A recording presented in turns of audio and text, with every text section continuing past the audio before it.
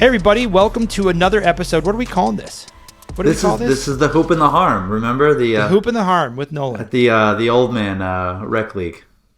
The old man, the YMCA. Yeah.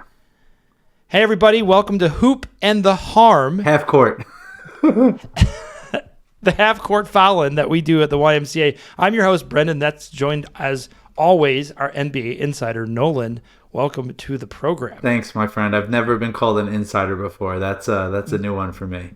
Well, you're wearing the sweatshirt, so therefore you are. First topic at hand that really needs to be discussed. We talked about Philly. We talked about their issue. And it sounds like this thing with Embiid is really, from what I'm reading. So here's, just so you know what I'm reading. And then you're going to give us all the color. That he played on the summer team. So he played with all the superstars. He played minutes. Plays for Philly. He doesn't really start this season. There's some knee problems. Then he's playing. Now they're shutting him down and talking about some knee problems. They're not discussing anything in particular, which makes me worry. And the only thing this reminds me of is the Greg Oden short era with the Portland Trailblazers, as I referred to them, the Portland Homeless. They drafted him, and he proceeded to hurt his knee, as he says, getting up off the couch. Yeah. I feel like Embiid is entering that lane of his career, which is extremely terrible because he just signed this massive deal with Philly. So what is your take? Well, This is bad. first of all, obviously Embiid is a billion times better than Oden. But as far as the injury goes, I was just comparing the injury, not the player. Yeah, as far as the injury goes, it definitely seems like this thing's coming to a head. I mean, I cannot help but think back to the playoff series last year with the Knicks, which obviously had benefited my team. But Embiid, the reality, he was just not the same. Like, he looked like a shell of himself. He was like just meandering back and forth down the court. I mean, he hit some big shots, but like other than that, like he just was not nearly the force that he should have been. And I just, I wonder, he played in the Olympics. I'm wondering if he was like, I know I'm banged up, but like, I want my gold medal and I want this opportunity to play with Team USA. I never played for Team USA in the Olympics before. I want to do it before I call it quits. And I almost get the impression that this guy has seen the writing on the wall for a year now. So you're saying that you think he knows his knees are bad. I think, yeah. And he signed this big deal, so he wanted to get what he could get. But Philly's not even going to make the playoffs, which is amazing in the NBA. Just so everyone knows, there are almost every team makes the playoff. Yeah, and if you have a pulse, you get in. And if they, I would think, I mean, they constructed a quote unquote super team, right? They got their big three with Embiid and Paul George and Maxey, and I think they've played like 1 or 2 games together or something. I think it's 7. 7. If I read last, it was not a lot. 82 game season, everybody. For those doing the math, not a lot of games together. You don't tank the way that they are tanking, and they're like signing guys from like the G League left and right. All of a sudden, like you don't tank the way that they are tanking, or the way it seems that they're tanking. If you think that he's coming back. If you think you have any shot, it seems to me like they're just pivoting, and they're saying, to your point off air, they're saying Cooper Flagg is looking really good right now. They're trying to get. So here's a couple other tidbits for Philly fans. Paul George, one of the big three, he was celebrating the All-Star break in fashion, posting a bunch of photos on Instagram that made everybody in Philly really like him even more. Yeah. So you had all of that going on. And he just quit podcasting so that he could chase a championship. Did you hear about that? Oh, my Lord Almighty. We quit championships to host podcasts, just so everybody knows what we were there, but we also had some knee problems. That's right. The YMCA called me back, and I said, listen, you don't want any of the It was any the of back the harm. for me. It was the back for you, knees and ankles for me. So at the end of the day, when I look at big centers and I look at this, there's another injury that affects your sweatshirt that is a big deal because it was a massive trade last year. The Big Cat, who has been playing great, wonderful for the team, looks smooth as ever, doesn't look slow like Embiid. Even with a broken finger or whatever he's got going on, too. Who I feel is off of the NBA roster. Like, I don't know when you can put him back on. I don't even think you can, to your point, I don't even think next year's doable. The next year's season. Like, he needs to be shut down, and whatever they do is what he may miss all next year. Yeah. So that's 2 years of $100 million, everybody, for nothing. Yeah. You have the Big Cat. He came over, plays the Celtics, and what is the reports on his injury status? Yeah. It's as always, it's very cryptic with the Knicks. You know, the status that they put on the like the injury reports, like the questionable, probable, out, even, they mean nothing when it comes to the Knicks. Like, most of the time, if there's multiple guys on there, maybe there's one like Mitchell Robinson. You knew the whole year was out, and now he's finally like questionable, and now you know there is a real chance he's going to be playing. You know, but they'll call a guy questionable and have every intention of starting him. You can say that with your point guard. Yeah. He's, I think, questionable every single game. I mean, Josh Hart's been questionable a lot, yes, and he almost always plays. And I think the reality is that all of these guys, they have injuries that would keep most people out, which I guess is a credit because the NBA gets blasted for guys just being soft and, like, you know, taking games off for, you know, to deal with a hangnail or something like that. But yeah, that's what makes it so hard with Cat. You just don't know how hard it is. I think the biggest struggle that I worry about with a big guy hurt, the way he hurt it, it's not like a point guard with a knee injury. There's a lot of weight. And every move that he makes, like the pivots, the post-up game, everything is about that knee and that structure. You saw with Zion. Zion got really big, started getting really injured. He was still explosive, but his explosive moves came at a cost. And Cat's game is a finesse game. It's not like, you know, he's not like a dog, you know, so to speak. He's a finesse player who happens to be big, and that does scare me too. My guess is that we're going to see him on the injury report a lot throughout the rest of the year until the playoffs, and they're going to treat it like every day. Like, are you feeling good today? All right, you're going to play. If if you're slightly off, all right, you're going to take a day off. That's my gut. My gut is that he probably, if the Knicks weren't a contender, they would shut him down maybe for the year. And at this point in the season, they're not going to obviously do that. As long as he's good enough to give them something, he's going to play. But he'll probably be on and off the bench until the playoffs. The other thing that with him that's interesting is when you play a 7-game series in the NBA, and people don't talk about this, but the other team, the other players know your tendencies, but they also know where you're weak or where you're hurt or where you're nursing an injury. Mm-hmm.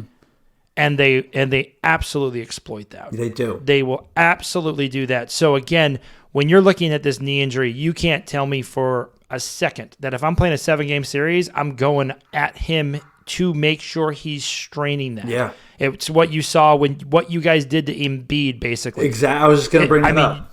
You guys literally just worked him over and made him look worse because they couldn't hide it. Because when you're in the playoffs, you have those 18 coaches behind the bench. And if they're doing their damn job, they should be telling them exactly where to attack these guys. And Embiid was so embarrassed by it, he had to go and injure our center in the process by pulling on his leg. There you go. So here are the Knicks. I think the Knicks are still in a good spot. I think the two teams to compare right now is we'll call it the Barkley curse. Charles, we all love. He's one of the best commentators in the history of this game. The round mound of rebound. And he played for Philly and the Suns, and both teams have the three big guys, the trifecta, and Philly is not making the playoffs, and nothing for nothing. The Suns, although they've been more competitive, because they've been playing, shooting a lot. They had a great game with Memphis. I think they scored 294 points together. Crazy. They still lost the game, but the Suns' big three is the same thing. You got 3 players making $150 million. Thank you, Charles, and all of the old players for giving those contracts. And then here's what you're getting in results: is the Suns are possibly not making the playoffs, not even making the play-in games, and we certainly think Philly is that way too. Which of these teams is going to be? Which of Charles Barkley's teams is going to be back at it sooner than later? Houston. Which doesn't have a big any. No, they don't, but they got a really good, young, balanced team. But no, but great coach. A great coach. They do. They got something. But to your question, between Philly and my Phoenix Suns, I want to actually see the Sixers got Maxey, who I like a lot. I mean, he's a good player. I would agree. But you're not getting anything for Embiid. Nobody's touching Embiid. And you have him for 3 more years, right? And you're 3 more years max deal. You're probably not getting anything for George either.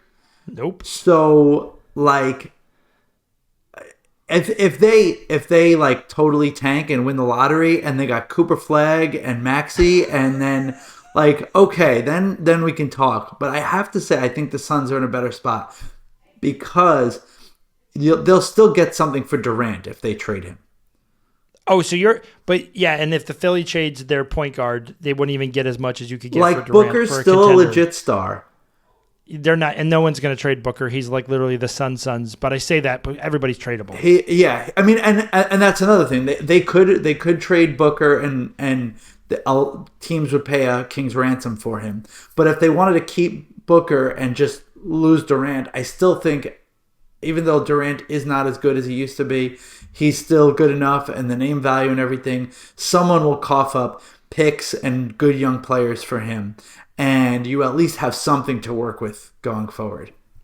Unless you do the trade of the century, which we'll go right into, which is obviously the Luka trade. Yeah.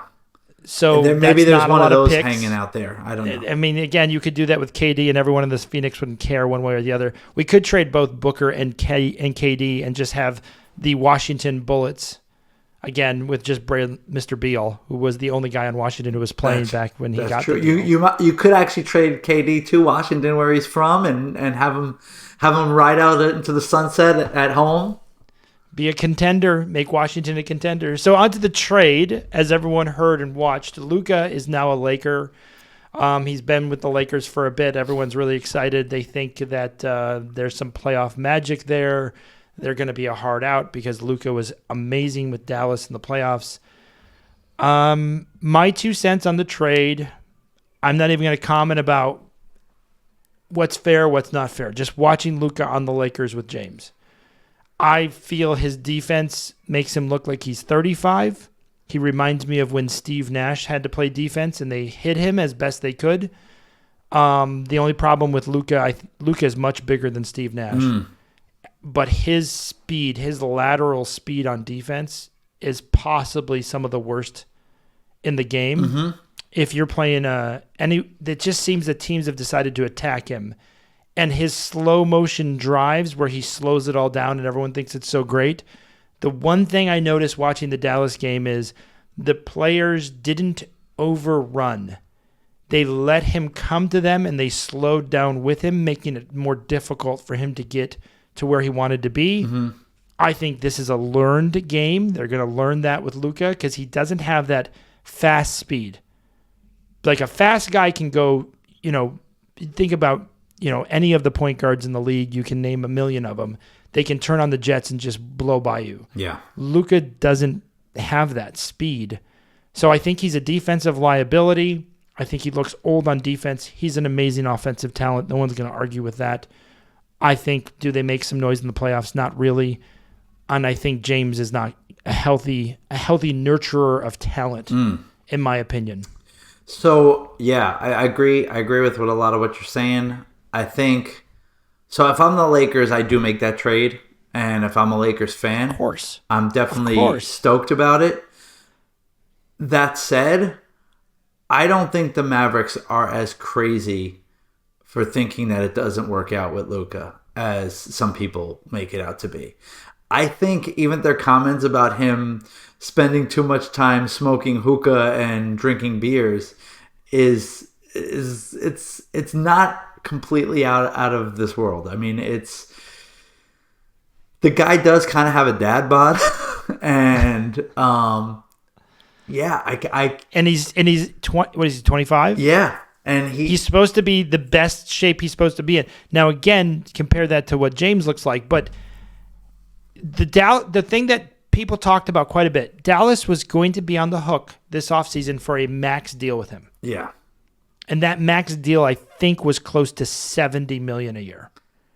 and I thought it was 5-year max deal at 70. And I think when they all sat aside and they said, are we going to give this guy, to your point, the beers, the hookah, the out of shapeness in the offseason, he's going to be our guy.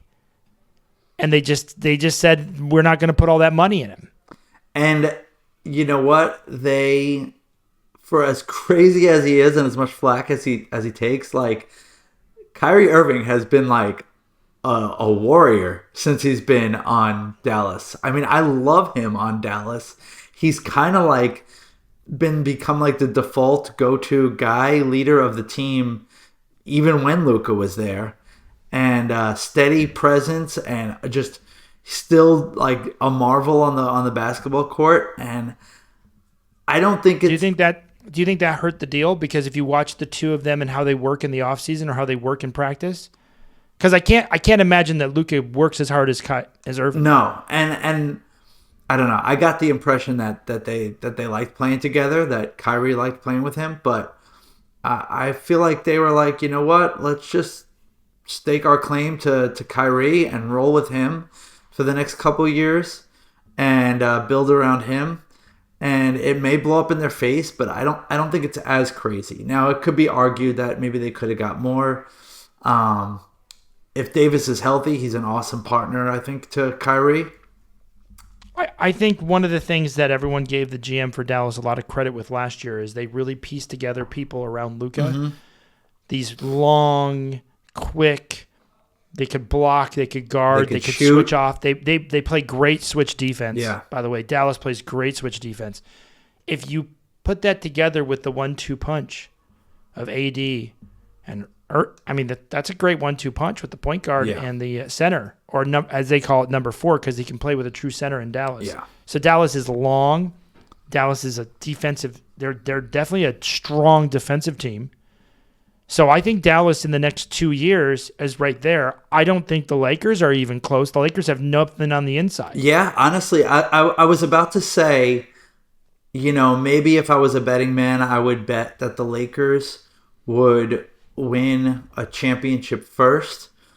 But man, the more I think about it, I don't know if I would say that, because this year I just don't think that they have enough around them. I just don't think that they're a strong enough team around LeBron and Luka. And there's just some really good teams in the West that they have to compete with. And this year LeBron could be a free agent. I mean, he could walk.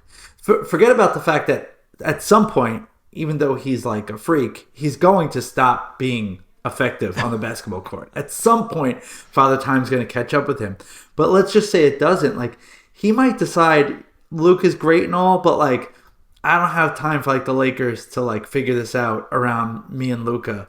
Like, I've made all the money in the world. I'm an old man. I'm just going to go and play for the minimum to play with Curry, or to try for a championship next year, or to play with Durant, or to play with Kyrie again.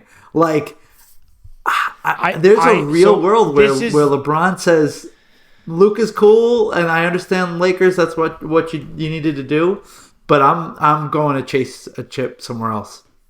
This is where I think the James motivation conversation has been the biggest part when I look at his legacy in the NBA. I believe James went into the NBA with his sole purpose of becoming the wealthiest athlete in the history of the game. Mm-hmm. He certainly has succeeded. No one can argue that he has not done extremely well, both off and on the court. Mm-hmm. He has fantastic deals. He cares a lot about those deals. I think that's been the detriment to the league, is that he wanted to be the highest earning best player as well, where instead if he just focused on being and this is a bad way of saying just focus, he wanted all of it, and he's extremely smart for having all of it, and all of those opportunities were there.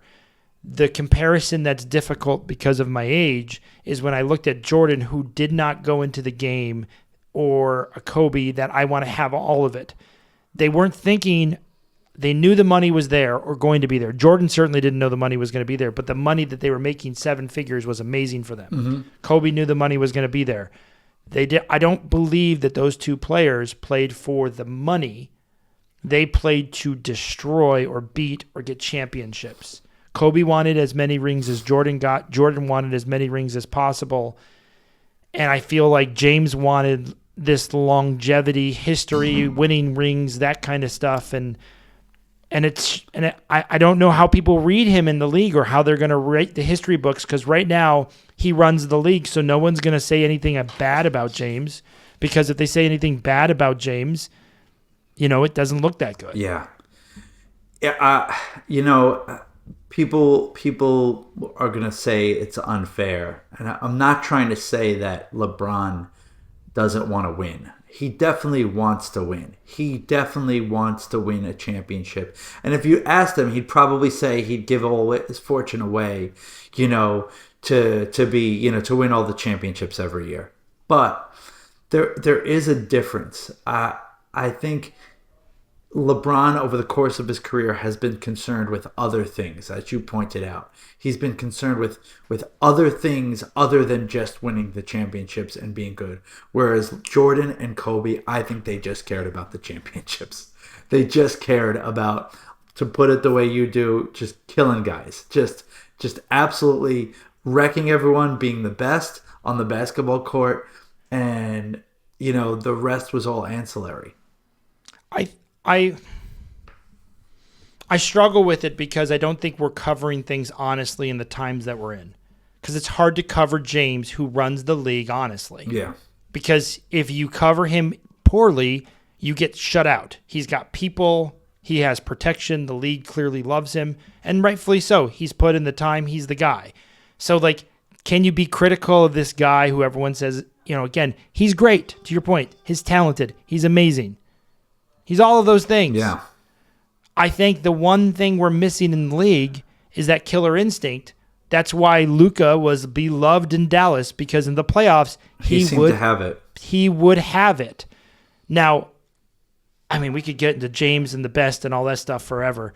I think my question is a little bit more geared towards Luka, because when he played against Minnesota, I thought for sure Minnesota would beat them last year in the playoffs, and they did not. And then when I watched Luka, I said, okay, this is an interesting battle in the Western Conference. You have Luka versus Ant-Man. And I think Edwards is one of those guys that wants to just beat you. He is. I believe that's in his blood. It's in his DNA. Will that come out? I don't know over time. But if we look back in 10 years, we fast forward this tape 10 years, are people going to be like, Luka was the guy, or is Edwards the guy? Because that's a fair comparison, because you're right. James, KD, Curry, they're all going away.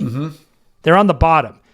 Now you have a Luka who's on LA, and you have Ant-Man who's on Minnesota in the Western Conference, and both of those guys are studs. One's better at defense than the other. Both amazing talents. Who do you think has the better career? NBA, not earnings, not any of that, NBA careers. It's a fascinating question. I'd love to hear a GM or coaches, NBA coaches poll. I bet you'd be split pretty close. But it had to be secret. You can't put your name to it. No, they'd have to do one of those secret anonymous polls. But man, I think I would really rather have Edwards at this point. If I was starting a team today and I could have one of those two guys as my foundation, I think I'm picking Edwards. I agree with you. That's my second vote, and my main reason for that is because of I feel the work ethic. Because the one thing that they told Edwards in the offseason was have a better three-point shot. Yeah, and he worked on it. And he started the season, he was a really poor three-point shooter, and it's coming now. right before the playoffs, he is a better three-point shooter. And him with the three-point shot and his drivability, because again, he has that jump over everyone ability that Luka does not have. And he does have that instinct to where he wants to take the last shot too.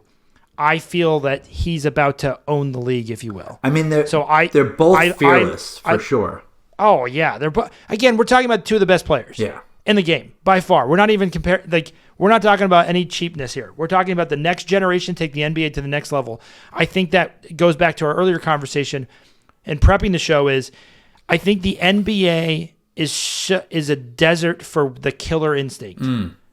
They're so if they have a person who just takes the mantle of I want to kill everyone and win as many championships as possible. I don't want to be friendly. Yeah. I want to be focused. I want to be fearless. I want a Rodman with me. I want to ride this out. We want to be crazy together.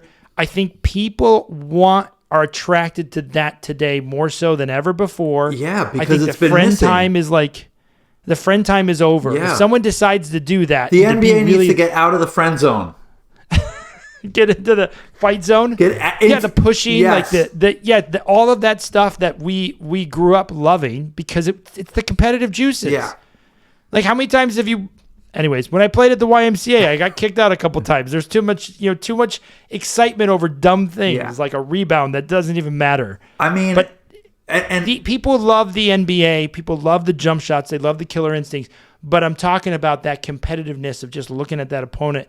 And I will tell you, this is the one thing I liked about Luka is when he did it to the Suns and when he talks to the bench after he takes the shot. I like all that. The problem that I see with Luka is it doesn't come with the off-season workouts that the other guys did. It doesn't. And it feels like a lot of restarts with him. But what you said, it made me think like since Michael Jordan, the NBA has been dying for the second Michael Jordan. And, they got it in a sense in LeBron, obviously, because he's certainly, worthy of having a conversation about who is the greatest of all time, right? He's certainly one of the most incredible athletes in any sport. But what people loved about Jordan was that killer instinct. Let's face it, we loved Michael Jordan because, yes, we all, maybe get feisty on the YMCA court or on the school at the schoolyard, but like the level that he took it to, the seriousness, which was otherworldly. It wasn't like your average Joe.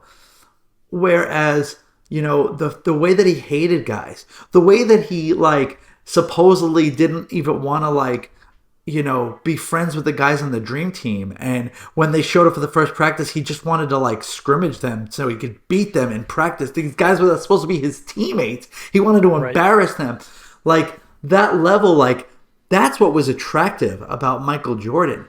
And then here you go, and you have LeBron as the next face of the NBA, and yes, he wants to win, and yes, he's competitive, of course, but he's we're all a big fraternity outside of the basketball court. We're all working together. We're part of the NBA family.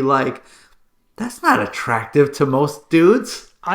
Do you think it was the thing that was hardest about LeBron and everyone criticized him was when he put the three guys in Miami?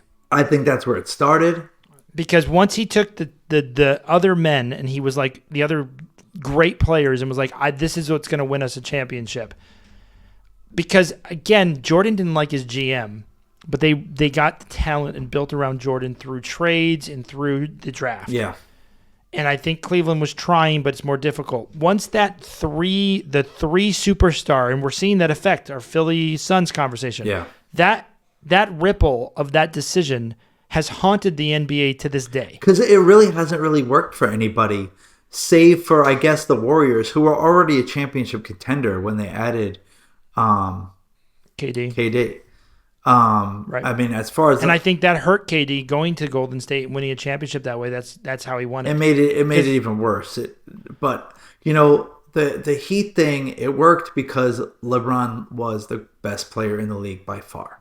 And you put two superstars next to him, and you could have put almost any two superstars next to him. But we also forgot the Heat. The Heat had Ray Allen. That's true. To this day, doesn't speak to any of those guys. It's true. And Ray Allen hit the shot that helped them win. Right.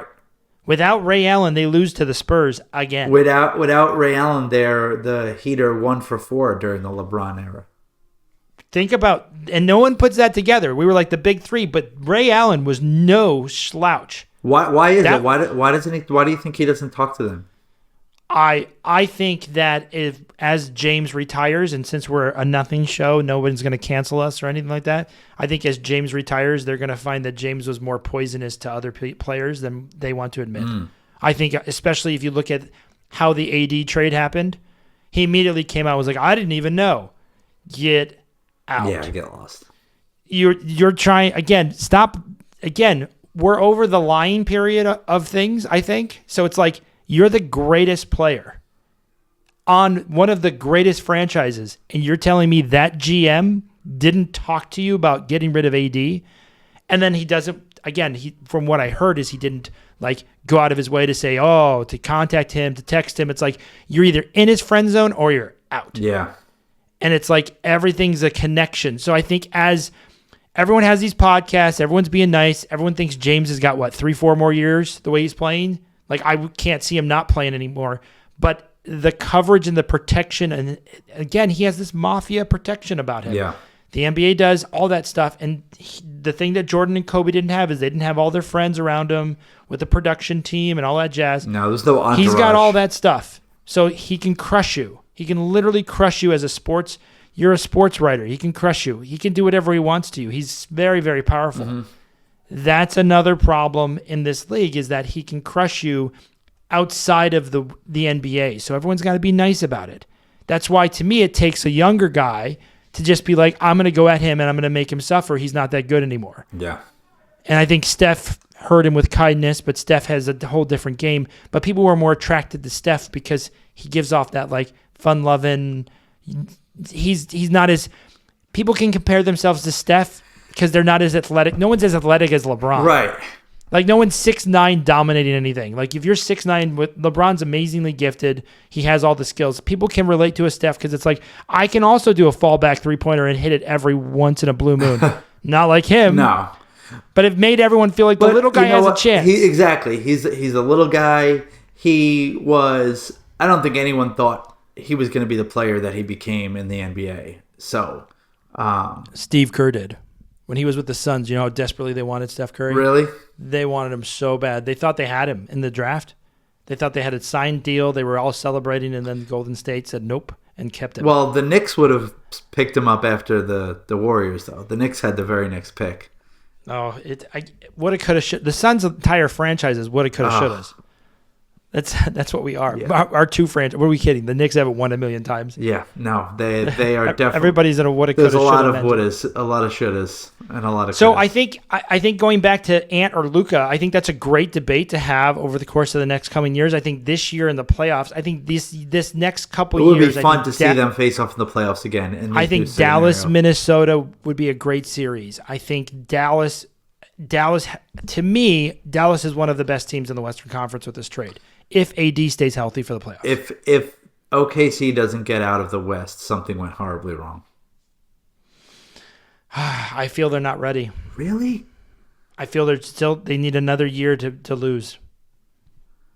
I just feel the NBA does this to you. I don't disagree with you, but I just think like when you're young, you just don't know how much you have to put in to win the series. I know what you're saying because and every I think year if you're going to look at the age, like an AD has a lot to prove now. Yeah.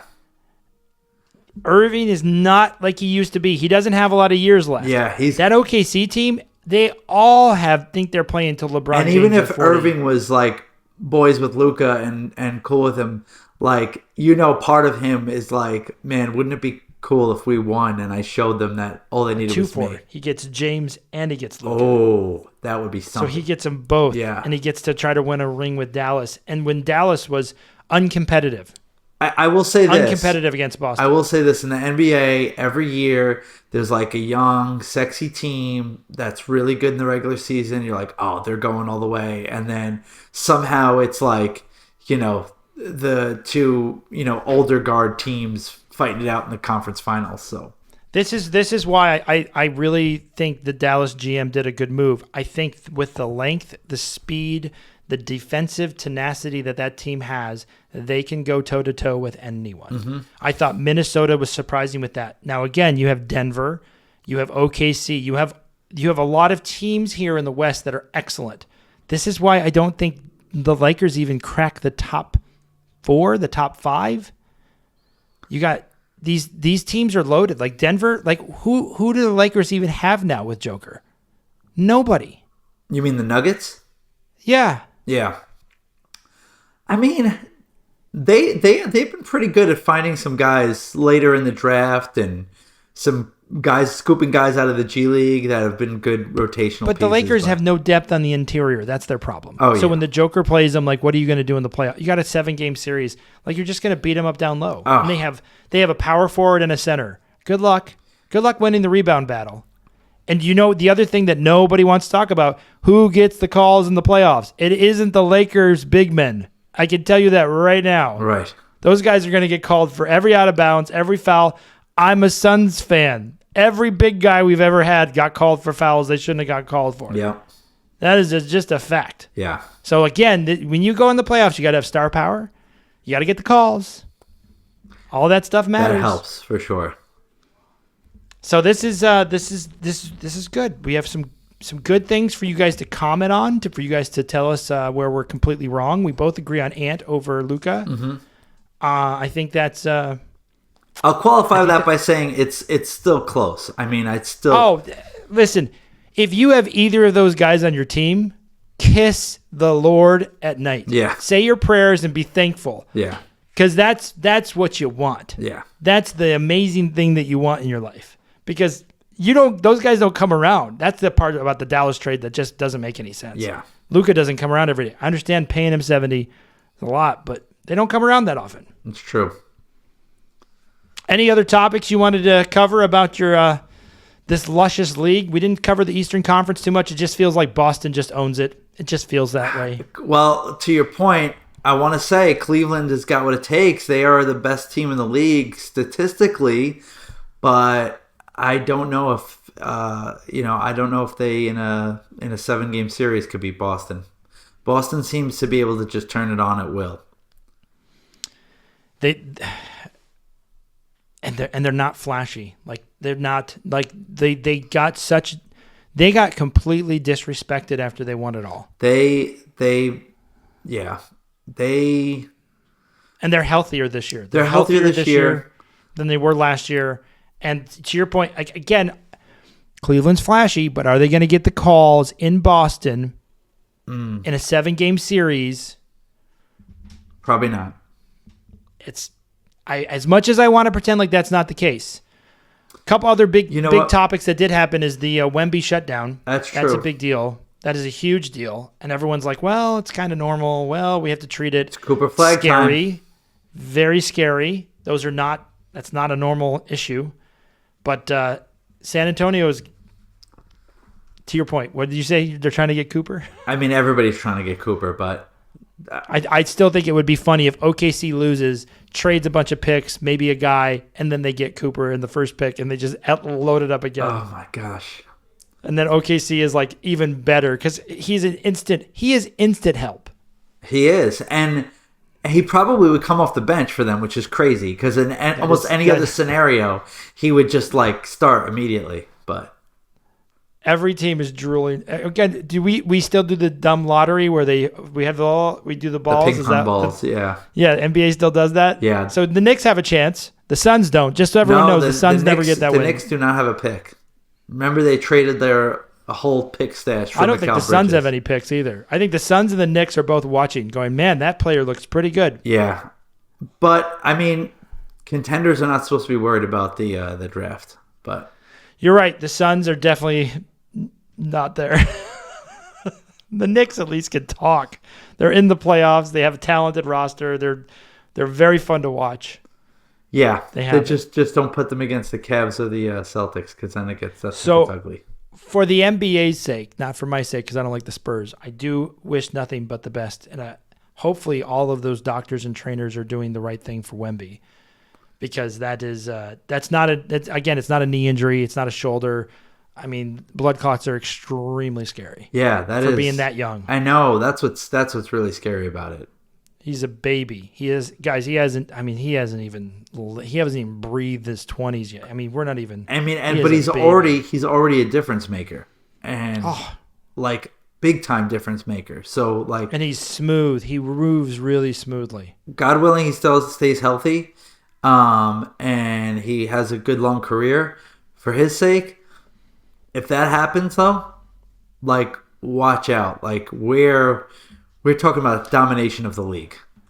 But again, possibility. Ant is in the Western Conference, and so is Luka. We talked about both those guys, and I do think Wemby was 3 to 5 years away before he was that guy. There is a chance that Ant bolts for warmer weather at some point, though.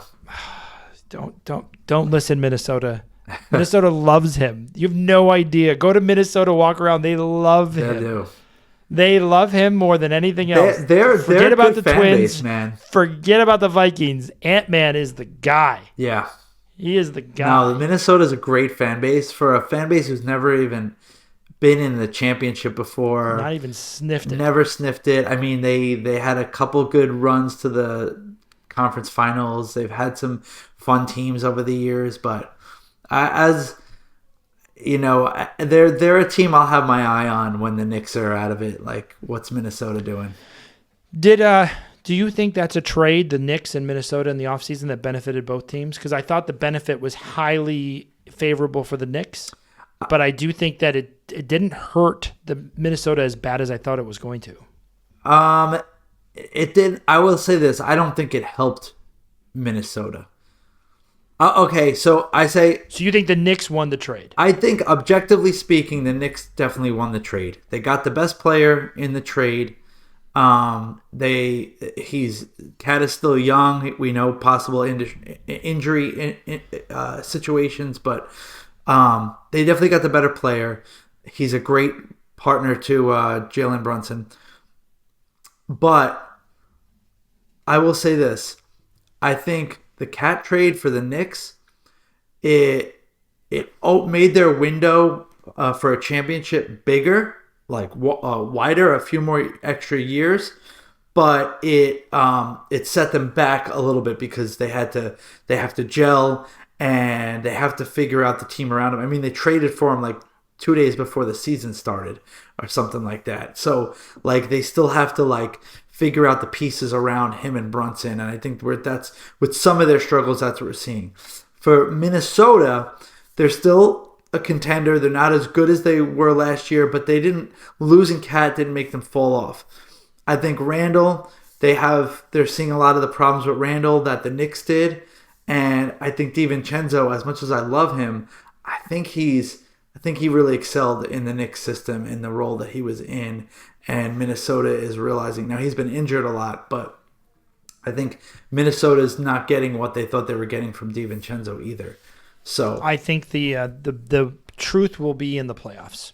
Yeah. If the Knicks go and lose again in the same time that they did in before, the second or round, if Cat can't play, that's going to be big because that eliminates the trade, and then you don't get him when you need him. And then if the players that the Minnesota Timberwolves got play and step up in the All-Star and they start gelling, everyone's going to go, man, this trade looks great. Yeah. But right now, you're not wrong by what you're looking at. But again, I always say the regular season is the big preseason for the good teams. Right. They don't even care about positioning because, again, home field advantage doesn't matter as much in the basketball leagues as just hitting your shot. You know what? Right now, the Knicks have like the best record that they've had in like 20 years or something like that. And yet, if they go and lose in the second round again, like, it doesn't even matter. Failure. Yeah, failure. Totally. Yeah, I could see that. Again, a lot of pressure. It's all in the playoffs. Yeah. How do you perform in the playoffs? And I think that was the arena that the Minnesota was unhappy with Cat in the playoffs. That was my take. But you can't trade Ant. You can't trade him. No. But to your point, maybe he goes to. I think he's worth the max. Oh, absolutely. 100%. So I think when you look at the great Mount Rushmore of the future, Luka and Ant will both be there. We just think you think Ant's a little bit. I think Ant's a lot of bit. And we'll see how that goes out. I still think the Western Conference, to me, feels harder than the Eastern Conference to get out of. Because matchups are so, again, it's how you match up. Yeah. Because you could get Denver, and like Denver had a bad matchup with Minnesota, for instance, and Minnesota had a bad matchup with Dallas last year. So if Dallas faces Denver, is that different? I could see the West going a lot of different ways. Right now, I struggle to see anybody but Boston. I just think when all's said and done, it's going to be Boston from the East. That makes it less entertaining. It would be great if you're like Cleveland, Boston, Knicks, maybe like if you were like, we have 3 options. Like I do see, to your point, I see 4 teams that could come out of the Western Conference. Yeah. 4 or 5, because OKC, Dallas, Denver, Minnesota. I mean, Houston, or they're not ready yet. They don't have any. They're not getting any calls. Yeah. They're not going to get any calls. They have nobody to get a call. Memphis probably not either. Again, they're too young. Memphis, Houston would be a good series just because they're both just let them figure it out and the winner goes. But that's not going to happen. So again, everyone's like, I don't see the Lakers making a run to the Final Four of the Western Conference. I could see them slipping into the Final Four. I could. Matchups, you're right. It has to be the right matchups. They face a lot of big guys. That's going to be a struggle for them. LeBron and Luka just being otherworldly. I could see them beating, really upsetting a team. Well, lucky for us, we'll be here with you throughout the playoffs. We'll give you our predictions. We'll give you what we think you should be looking at for the future, and we are excited about what we have. For sure. Nolan, thank you for being our NBA insider. As you were rooting for the Knicks, I'm rooting for the Suns. I don't know why. And for those that follow us, we made our decision. Please click subscribe. Check us out and feel free to comment. Tell us how silly we are. Tell us how smart we are. And we would love to hear from you. I'm sure there's a lot of Embiid anger from Philly. Rightfully so. Even after the Eagles win it all, I would still be upset about that. Absolutely. There's nothing good about what's going on there. That's the sad ending to our podcast is the trifecta era may be coming to an end, and hopefully the era of the knife you in the alley is coming that we remember so well back in the NBA. But we'll see. We shall see. Thanks again for joining us, everybody. Nolan, thanks again. Take care. All right, bye, everybody. Bye-bye.